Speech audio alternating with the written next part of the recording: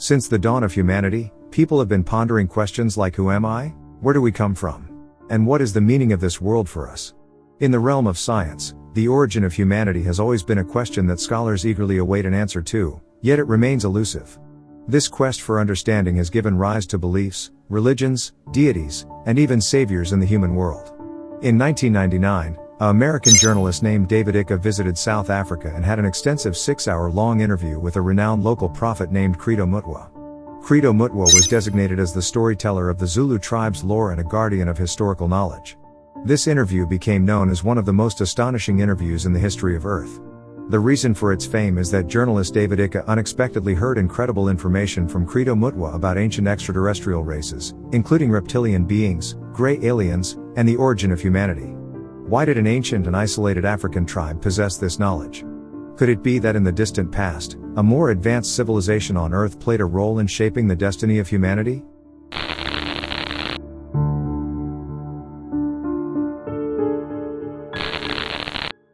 Credo Mutwa, locally revered as a shaman by the Zulu tribe, served as the custodian and transmitter of tribal knowledge. At that time, across the entire African continent, Credo was one of only 2 remaining knowledge custodians. However, from a different perspective, this also meant that the true history of the African continent could very well vanish with Credo's passing.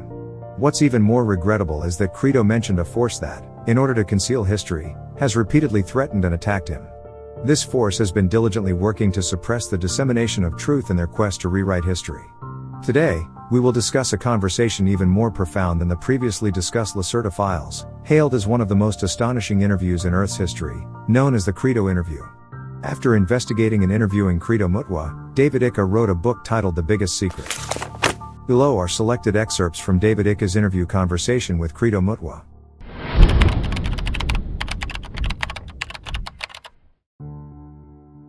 David Icke asked, "So let's start by understanding which widely recognized hidden forces were originally behind this, and who is still maliciously manipulating everything to this day. From my own investigative conclusions, there seems to be a force from another world, if you allow me to call it from another world, which might be easily accepted. From your experience and knowledge, how do you perceive the connection between extraterrestrial beings and African history?" Credo Mutwa replied, "One of the most confidential historical records I have been taught is about these beings. This historical account initially spread from the West and then reached Rwanda. At that time, I was learning about this part of history on the small hills of Kilimanjaro. The history that has spread throughout Africa is recorded as follows. A long time ago, the sky wasn't blue, the entire world was shrouded in mist, and the sun in the sky was different from what we see today. You could only see a small, glowing point slowly moving across the sky, and at that time, it rained fine mist every day throughout the year. People couldn't see stars in the sky, they could only see dense, towering trees everywhere.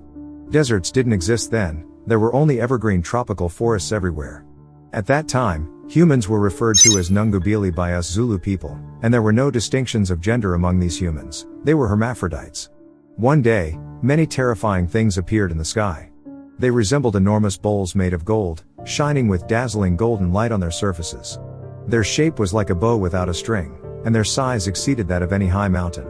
They emitted black smoke and flames, creating tremendous noise in the otherwise serene sky. These beings, called Chittery by Zulu, emerged from within those colossal flying objects. At that time, humans did not have language or the ability to speak, but they possessed an extraordinary form of telepathic communication. A person could go into the forest, harness their telepathic power, and summon a particular animal for hunting, and that animal would appear and kneel before them, ready to be hunted. But everything changed since the Chittery arrived in Africa. Here, it has to be mentioned that in the later conversation between David Icke and Credo, it was established that the Chittery are what we commonly recognize as reptilian beings, which we will discuss later. The Chittery told the African people that they were gods and that they would bestow upon them many powerful abilities. However, one condition was that humans must worship them and acknowledge them as their creators. Some Chittery informed our ancestors that a long time ago, they were part of our elder kin, and Earth had nourished them for a significant period. Now, they had returned to the Great Mother, Earth, and they would make us into gods. They created 2 very peculiar caves on Earth, one emitting green light, and the other red light. Then they herded the hermaphrodite humans into these caves, and each person had to choose one of the caves to enter. Those who went into the green cave emerged as females, while those from the red cave emerged as males. Then the Chittery told these men and women, "Now, you are perfect. However, these men and women did not adapt well to the physical changes in each other's bodies and began to despise one another. At this time, the Chitauri seemed to play a great joke on humans. The Chitauri said, "If you are willing to serve us, we will make you into gods."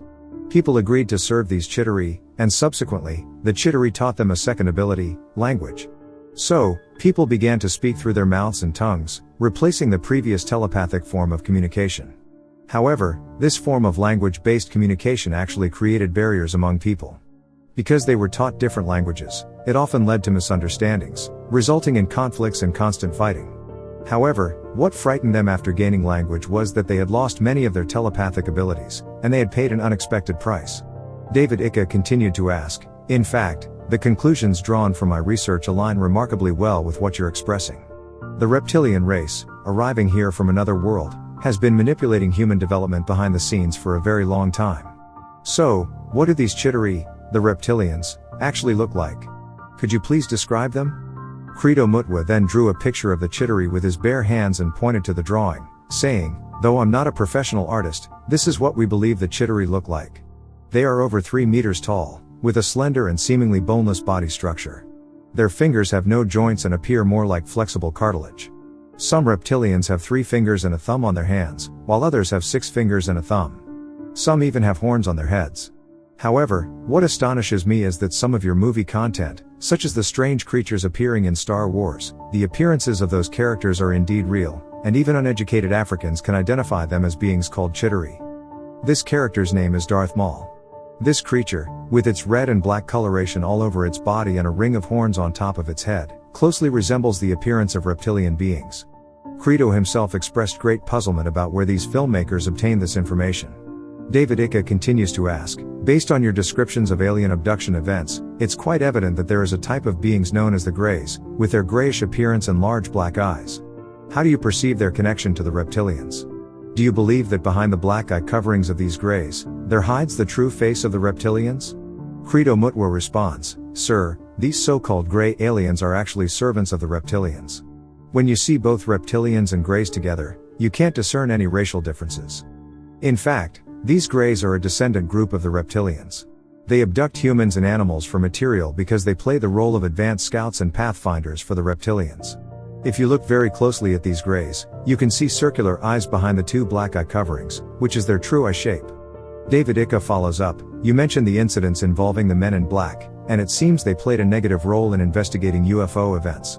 These men in black also wore sunglasses like protective eyewear, which is rather peculiar." Credo Mutwa responds, "Indeed, that's the case. But let me tell you, in the past 100 years or so, the men in black have already become integrated into Western cultures. In ancient Africa, if you harmed any Greys, you would encounter a terrifying being as a consequence. They wore long coats made from animal skins, tall hats on their heads, and their faces were covered by white masks with 2 extremely horrifying black eyes painted on them. We referred to them as Zangung in Zulu, which means beasts of the jungle. These individuals, resembling the ancient African version of the men in black, played significant roles in the selection of certain kings in South Africa in the past. I hope to provide you with more detailed insights into the origins of these events someday. Mr. Icke, what I want to say is that the more we pursue material wealth, the closer our behavior aligns with what we understand about the reptilians. Some among us, when they amass vast wealth, begin to deplete metals and other resources they don't even need. However, when you delve into the history of the reptilians, you'll discover that they have always used these metals and resources as medicinal substances. We were taught that when these reptilians fell ill, they would apply gold powder to their bodies and then recover." David Icke said, "I know, I have also investigated and found that in Central and South America, including the ancient Maya civilization, there are numerous records and legends pointing to a similar reptilian race of gods." Credo Mutwa, "Yes, sir. If you could read the ancient stories of us Africans or hear them tell the same stories, you would realize that we humans have been mysteriously designed to alter the world we live in and even transform it to a degree that is unsuitable for our survival. We've learned from multiple tribes in Nigeria that thousands of years ago, there was no desert in the Sahara region.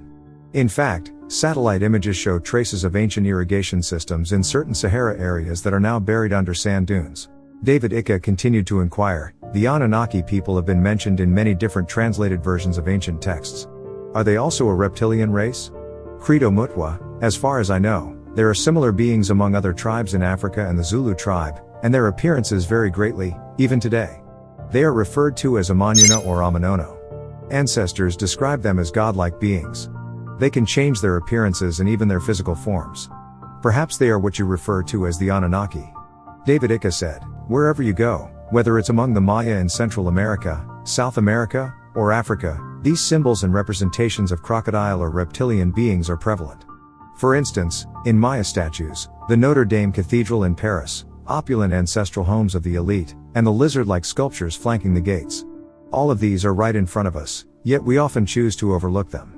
Credo Mutwa replied, "Our ancestors have made many descriptions and comments about reptilian beings dating back to as far as human history can be traced. This history goes way back. In Greek mythology, the python was endowed with sacred glory, and beside the statue of Athena in Athens, there stands a python as well. No matter where you go, there are sculptures or legends of these reptilian beings. I've been to China, where there's an ancient legend of a creature that's half human and half snake called Nuwa. A similar sounding concept exists in Africa as well. Regardless of where you look, we seem to be willing to sacrifice human dignity by attributing the origins of wisdom and honor to these reptilian creatures. Throughout human history, lizards and snakes continually appear in totems and statues." David Icke said, "Let's connect these legends, as described in Sumerian cuneiform and what you've just mentioned. How these beings, after mingling with humans, produce semi-divine offspring or intermediaries between humans and reptilian beings, and how they place these hybrid descendants within the ruling echelons of royalty. Through my research, I've found that these families are none other than the aristocratic elites of Europe and the members currently dominating the world in the fields of banking, business, and politics. Genealogy studies have provided enough evidence to prove these facts. I wonder if there are similar ruling families in African traditions?" Credo Mutwa replied, "You might not believe it when I say this, but if you go to Rwanda and ask the people living there yourself, they will tell you that the founders of those ancestral dynasties were the first kings who descended from the sky. These individuals are referred to as Amanyujela in Zulu pronunciation, which means those who come from the sky. Many African tribes believe that when gods descend from the heavens, they find people to be so foolish that they cannot approach these gods, let alone accept their teachings." The above is the general content of Credo's interview with David Icke about reptilian and grey beings. In the end, David Icke said, "This erudite and exceptionally wise individual, Credo Mutwa, is someone the whole world needs to understand. Not only because he can collect and preserve such a vast treasure of knowledge, but also because he is a person full of courage, wisdom, and foresight, and he clearly knows that people all around the world need to comprehend these truths. Especially for those who manipulate the world from behind the scenes and those who don't want anyone to access this information. We must learn to think independently, rather than confining our thoughts within the cognitive boundaries designed by that small group of people. This way, humanity can comprehend the truth and see the true nature of the world." There is a significant correlation with what was described in the Lacerda files and Andromedan's videos regarding the origins of reptilians and humans. It also makes one wonder why there are so many similarities in the descriptions from authors and witnesses from different parts of the world. Could these legends have actually happened? Or perhaps, these legends are more like a collective human spiritual exploration, an endless pursuit of the unknown and the mysterious? Regardless of the truth, these stories remind us of the complexity and limitless possibilities of the universe. If you enjoy such topics, please like this video and subscribe to stay updated. See you next time.